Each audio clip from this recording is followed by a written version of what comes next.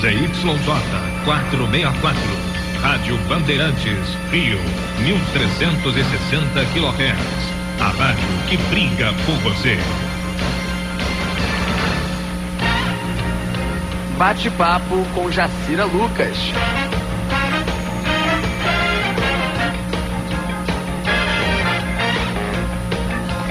Olá, queridos ouvintes, muito boa tarde. Hoje eu vou conversar sobre educação. Vou conversar com o Dr.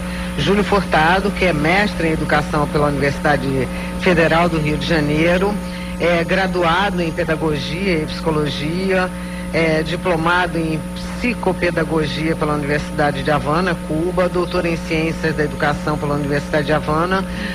Cansei, estudou pra caramba, então entende tudo de educação. Tudo bem, professor? Tudo bem, Jacira. É um prazer conversar com o senhor. E reitor também, né? Professor? Alô? Tá me ouvindo bem, professor? Tudo bem. Tá me ouvindo bem? Eu tô lhe ouvindo muito bem. Muito obrigada pela participação, obrigada por nos prestigiar e ceder o seu tempo. A conversa hoje com o professor Júlio se refere ao seguinte tema. A presidente Dilma Rousseff alterou trechos da Lei de Diretrizes e Bases da Educação e publicou na sexta passada no Diário Oficial um texto que diz que o Estado é obrigado a garantir à população educação escolar pública gratuita dos 4 anos aos 17. A nova lei faz com que o pai também tenha o dever, pais ou responsáveis, de matricular essas crianças na educação básica a partir, consequentemente, dos 4 anos de idade. Na norma anterior, essa obrigatoriedade dos pais e responsáveis era só a partir dos 6 anos. E, por sua vez, os governos estaduais e municipais têm até o ano de 2016 para garantir, para criar, para fornecer essas vagas a todas as crianças a partir dos 4 anos. Professor Júlio Furtado, o que o senhor achou da emenda constitucional e quais são as perspectivas? O senhor está animado com isso? Porque que ela é boa, eu não tenho dúvida. O senhor tem dúvida? Não. Teoricamente ela é muito boa, realmente. E essa lei, ela é um desdobramento mesmo de alguma coisa que já estava prevista na emenda constitucional de 2009, né? Ela só vem regulamentar isso que a gente já sabia que ia acontecer.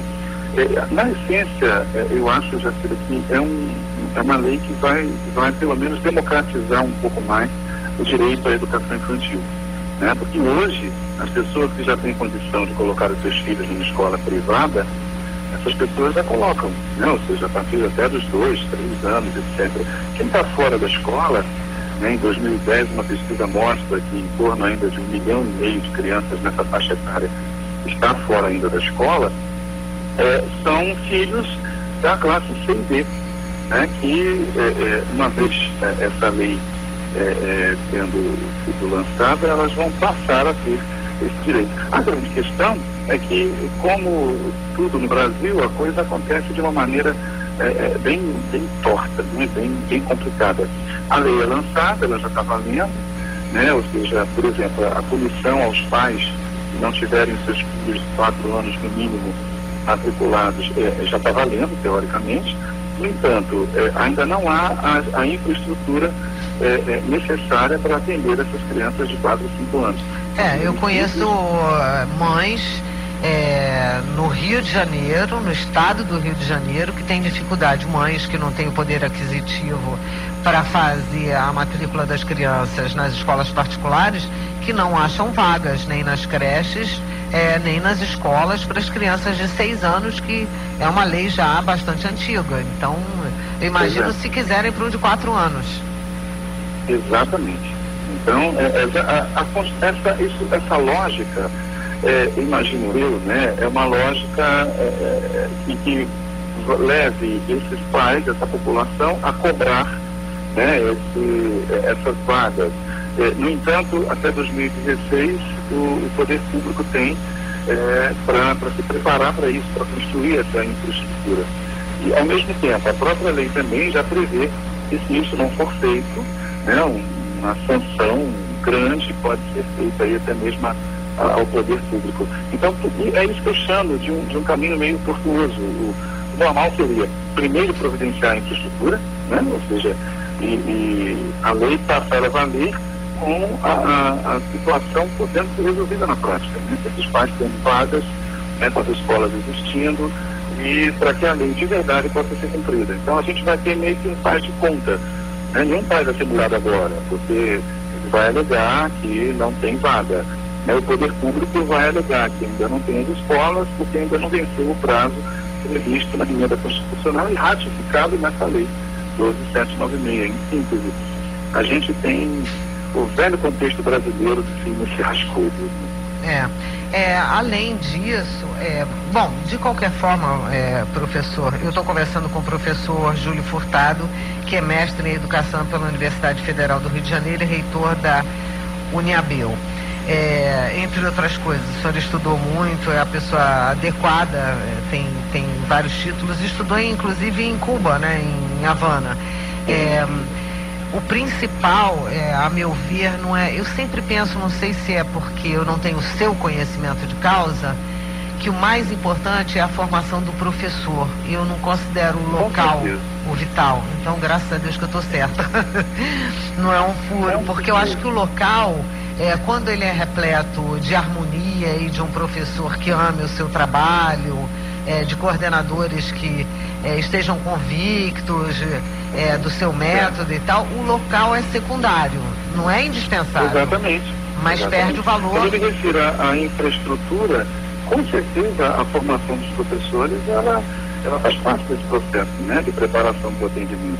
Que é totalmente atender uma criança de 6 anos a uma de 4. É uma formação muito preocupante, e até mesmo em função da pré-escola. Na verdade, agora essa lei, ela ampliou, né, dos 4 aos 17, e a pré-escola passa na educação pública, integrar a educação básica obrigatória, né?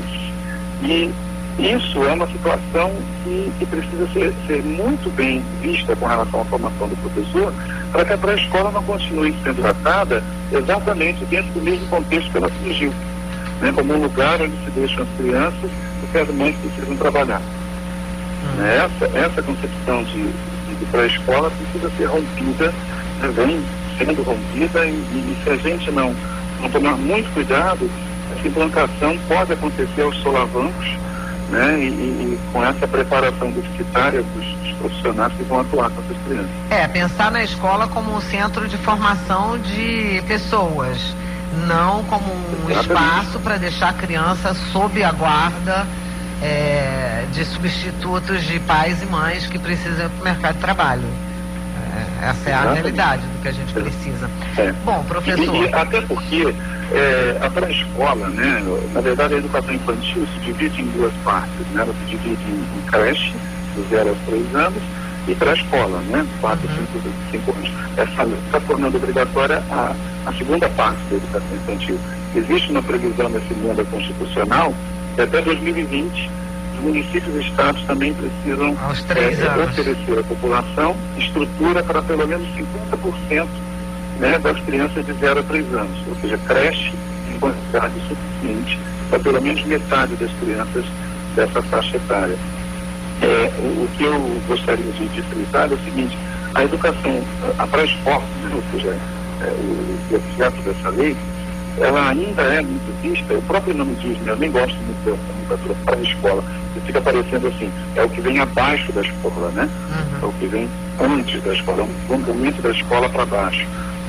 Existe um outro entendimento, que é a pré-escola ser, na verdade, um prolongamento da família para cima, porque, na verdade, é o período onde essa criança precisa ainda estar envolta num clima emocional, num clima de afetividade, num clima de liberdade, num clima de brincadeira dirigida muito grande, né? E é através desse clima que ela vai se socializar.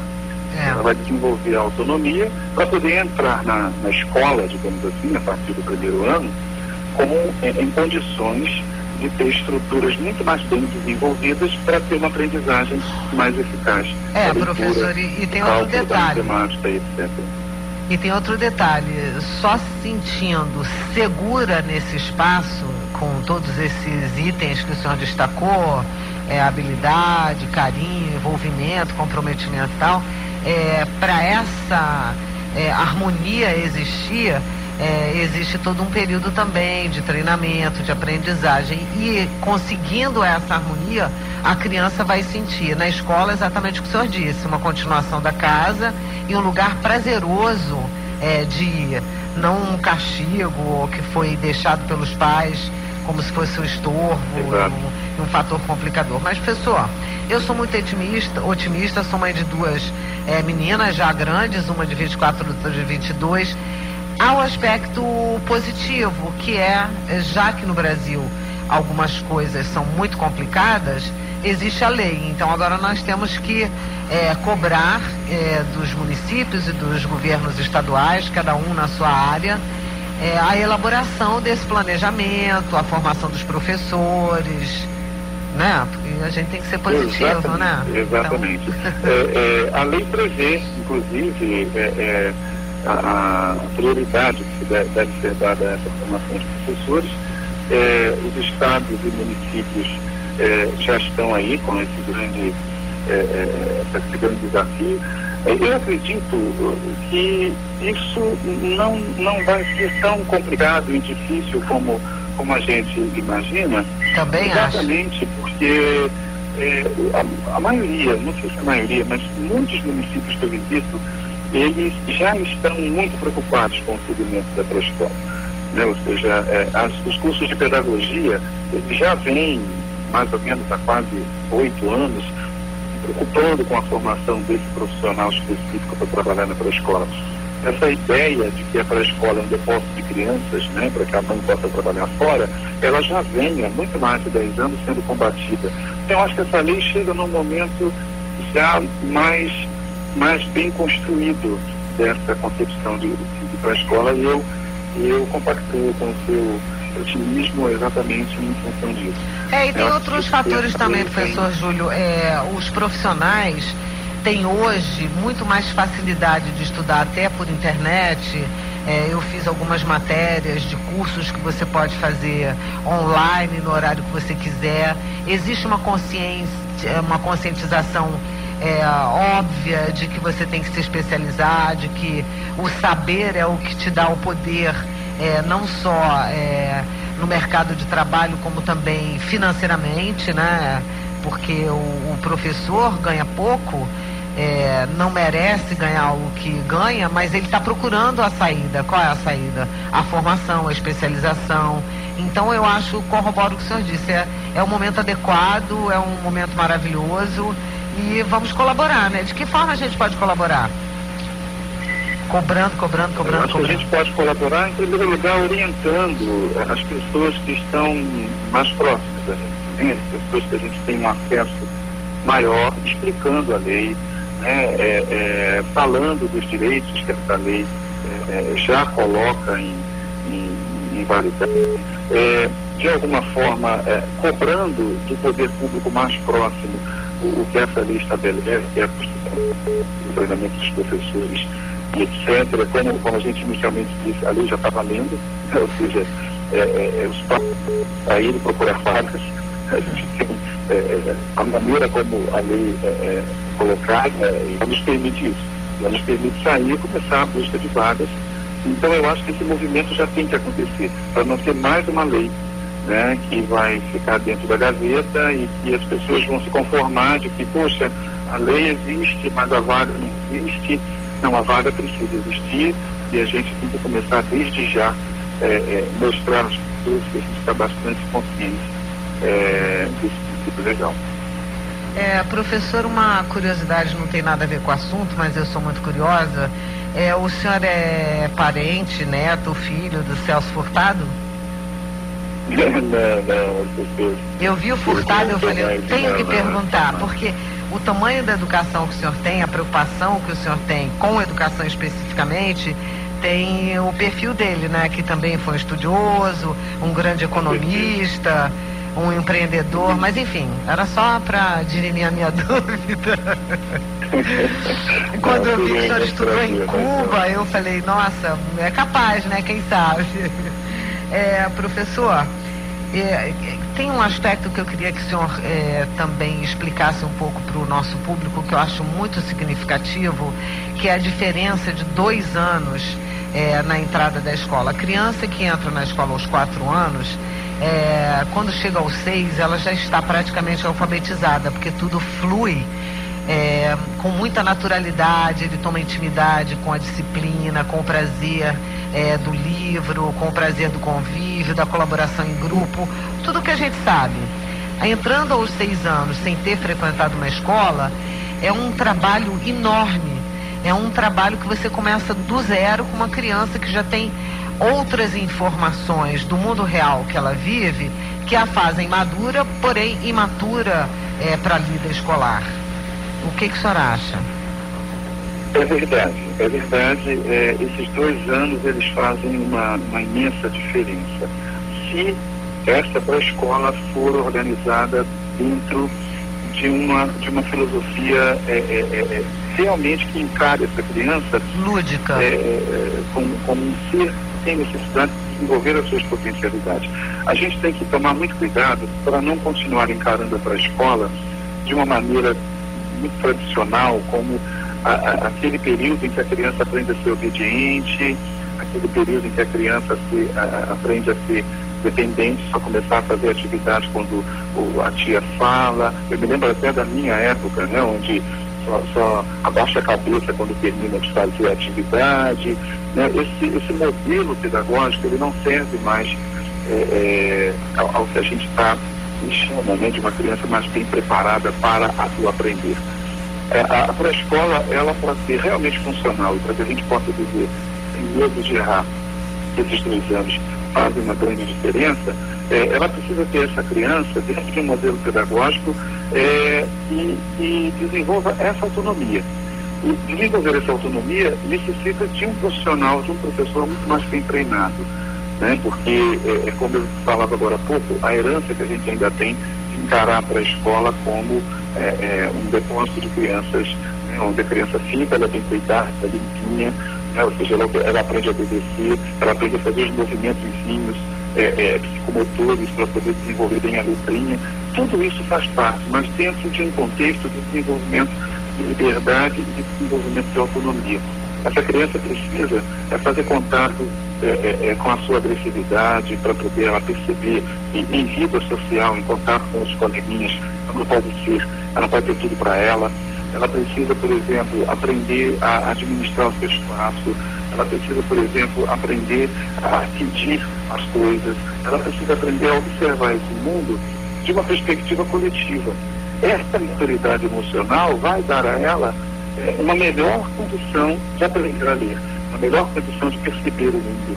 E essa leitura ela já começa desde o momento que essa criança começa a se socializar, desde o momento que a criança começa a trocar com a outra, a maneira dela perceber uma coisa, ela descobre que o coleguinha percebe diferente. Essa troca de significados. Essa é a grande riqueza da pré-escola. Tirar a criança do meio que é a casa dela, a família, é um meio pobre nessas estimulações, e colocá-la no meio onde ela possa se experimentar, né, nesse coletivo, nessa vida social. Mas ainda criança. Eu estou conversando. Se experimentando e tendo a sua potencialidade se desenvolvendo cada vez mais. Eu estou conversando com o professor Júlio Furtado, que é mestre em educação pela UFRJ, reitor da Uniabel, do Rio de Janeiro, graduado em Pedagogia e Psicologia, diplomado em Psicopedagogia pela Universidade de Havana, doutor em Ciências da Educação pela Universidade de Havana, professor universitário, graduação e pós-graduação em orientação educacional. O senhor sempre foi estudioso? Sempre. Na verdade, eu nasci dentro de uma escola, né? Minha mãe, ela era de escola, minha família sempre fez escola, então o meu universo que eu conheci já foi dentro do ambiente escolar. Então isso me fez um grande estudioso, um grande pesquisador nessa área. Curioso. É bom, é ótimo, porque era exatamente nisso que eu queria tocar.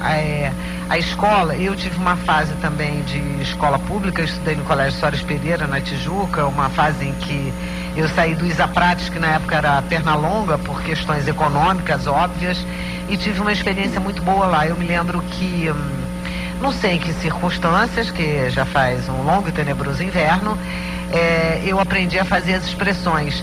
E o prêmio foi tomar para mim e para outros alunos, não me lembro como é que foi, tomar um chocolate na casa da professora Miriam. Nunca mais vi essa professora, mas a cito sempre com muita saudade, muito orgulho, muita sorte. Jamais gostei de matemática, foi meu único episódio feliz em matemática, mas não se apagou por causa da professora e do clima que existia e tal. Eu estou citando essa história porque o senhor disse que é de uma família de educadores voltada para a educação.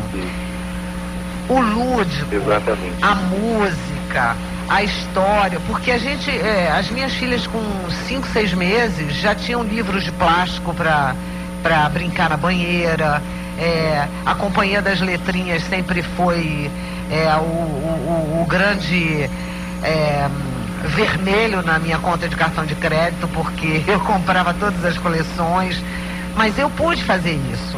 Então, o papel da escola, eu estou enfeitando bastante, porque é uma coisa que me emociona, eu acho vital, é fazer com que a criança tenha prazer, que eu disse lá atrás. O lúdico, as professoras, eu apresentei durante muito tempo um programa na TV Educativa, Salto para o Futuro, que buscava isso, as discussões, a formação de professores, a maneira adequada de mostrar uma educação que fosse prazerosa para o aluno. E agora trabalho na Multirio fazendo também produtos educativos. O senhor acha que o MEC, existe uma preocupação de fazer com que o currículo, o planejamento, as aulas tenham esse aspecto? Olha, eu vejo essa preocupação sim. Né? Como eu disse, a formação desse educador para a escola, ela já está hoje apontada muito no caminho de conscientizá-lo do real papel que a escola tem no mundo de hoje. E que é exatamente isso que você acabou de falar, que é o papel do estímulo e através desse estímulo do desenvolvimento dessa autonomia. Né? Ou seja, essa criança, basicamente através do lúdico, existe até uma espécie de preconceito, né? Muita gente que sai às ruas agora fazendo uma entrevista sobre a concepção que as pessoas têm da pré-escola. Muitos dizem, aquele lugar onde as crianças vão para brincar, né? Eu já vi muitos pais falando assim, eu vou... Mas a culpa não é deles, viu, professor? A culpa não é desses pais. Não a culpa é da situação em que a gente se encontra, né? É porque a forma com que a pré-escola é apresentada acaba sendo assim. Isso é a minha preocupação até de frisar que a pré-escola ela é um período fundamental. Como você colocou agora há pouco, se essa criança já entra no primeiro ano do fundamental, a gente costuma dizer uma coisa assim, quer dizer, a escola é a ruptura da família. Então, a escola tem até umas expressões assim, né? Se você não está em casa, não, né? Agora você está na escola, né? Agora mudou tudo. E essa ruptura acaba acontecendo com a morte da afetividade. Na escola você leva a sério. É verdade. Na escola não é lugar de brincar. Né? Na escola é lugar de ficar quietinho, é lugar de prestar atenção. Todas essas questões ajudam a essa pré-escola se achar, digamos, no direito de preparar a criança para isso. Né? E nesse sentido eu acho muito interessante o que você traz e é exatamente a gente bater incansavelmente na tecla do principal papel da pré-escola, que é ampliar as possibilidades de autonomia da criança. Né? E entregar para a escola, digamos assim, uma criança que se conheça mais, uma criança que se perceba mais, uma criança com um olhar mais ampliado, né? Ela vai ser uma criança mais agitada, provavelmente, porque é uma criança mais criativa. É uma criança curiosa. Aí a gente vai recair de novo na formação do professor.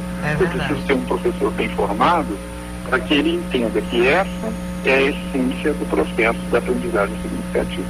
Essa criança que busca criança que se move, essa criança que fala, essa criança que não quer fazer, não quer pintar o desenho exatamente daquele jeito. Eu quero fazer um diferente, professor, olha aqui, e por onde você está indo.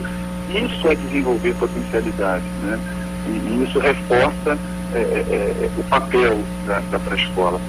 Acho que esse espaço aqui que você está dando é um espaço fundamental para que as pessoas compreendam isso, né? Ou seja, a pré-escola é o lugar onde, através do brincar, as potencialidades se desenvolvem, né? O brincar é uma metodologia, né? Uma metodologia orientada, é um movimento orientado para que essa criança possa ser o melhor que ela pode ser.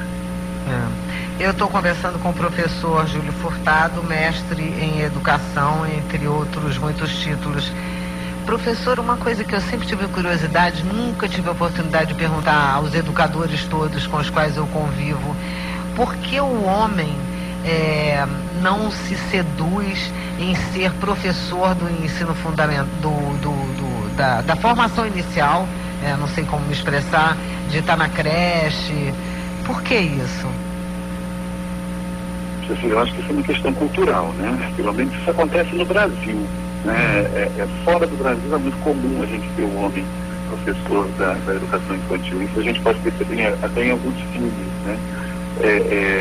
O Chile, por exemplo, predomina o homem na pré-escola. Nos Estados Unidos a gente tem diversos casos também. Mas que aqui no Brasil, a figura da professora ligada à educação infantil, que é o primeiro segmento do fundamental, ela sempre foi muito forte, né? A normalista, a professorinha, ela sempre se tornou um ícone cultural. Eu acho que é uma transferência maternal, o senhor não acha? E também. É típico da nossa cultura essa transferência maternal. E existem alguns estudos que tentam descobrir o seguinte: a professora, a questão do gênero, né? A professora mulher, ela leva alguma vantagem nesse processo, e esses estudos apontam o seguinte: não há um indicativo significativo de que uma professora vá ter um melhor resultado do que um professor. A transferência vai acontecer nos dois casos, né? Ou seja, se com a professora há a projeção da mãe, com o professor há a projeção do pai. E a forma de contato com essa criança, de respeito a essa criança, é que vai determinar o resultado do trabalho. Mas no Brasil, especificamente, é por uma questão puramente cultural. Eu ouso dizer, inclusive, que há 40 anos, provavelmente isso teria uma base real, porque o homem trabalhava e a mulher ficava em casa cuidando das crianças. Agora, nos últimos 10 ou 15 anos, isso já não é mais real. Os homens são ótimos pais, participam, fazem questão de participar de tudo, consequentemente seriam ótimos educadores. Exatamente. Nas relações que a gente valorizou, né? Que é a da harmonia, do carinho, do envolvimento. Professor, gostei muito de conversar com o senhor. Espero contar com o seu conhecimento em todos os momentos que a gente se envolva com a educação, e queria lhe agradecer mais uma vez a participação no programa. Alô? Professor, queria lhe agradecer mais uma vez a participação do programa. Boa tarde para o senhor. Eu que te agradeço, meu filho. Eu que te agradeço a oportunidade de falar de um tema tão importante, não só para a educação, mas para as pessoas, né? E de poder conversar dessa maneira tão aberta, tão tranquila. Parabéns pelo seu programa e parabéns pela relevância dos assuntos que você vem tratando. Muito obrigada, professor Júlio. Boa tarde. Boa tarde. Para você, querido ouvinte, muito obrigada. Espero que você tenha gostado dessa nossa conversa de hoje. Eu fico lembrando os tempos de escola com muita saudade, alguns momentos bons, outros ruins, mas a gente tem que ficar atento, a gente tem que colaborar e a gente tem que ler muito, se informar, para ajudar, inclusive, reivindicando que sejam realizadas todas essas ideias iniciais. Obrigada pela companhia, beijo grande, até amanhã, fomos.